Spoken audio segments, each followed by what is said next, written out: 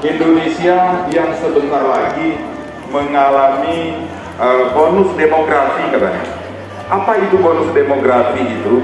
Angkatan kerja ataupun penduduk yang produktif itu jumlahnya lebih besar daripada penduduk yang tidak produktif.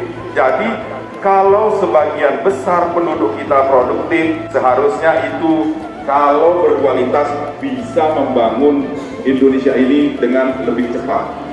Dan kemudian usia sekolah itu manfaatkanlah untuk belajar sebaik-baiknya. Berprestasilah kalian, karena itu ajang untuk memperbaiki keadaan Indonesia ini di masa yang akan datang.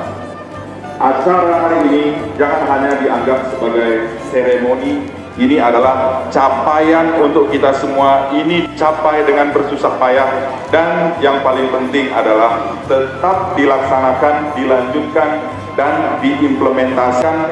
Dan untuk mengimplementasikan dalam kehidupan sehari-hari, tentu ini harus benar-benar dipahami oleh kita masing-masing.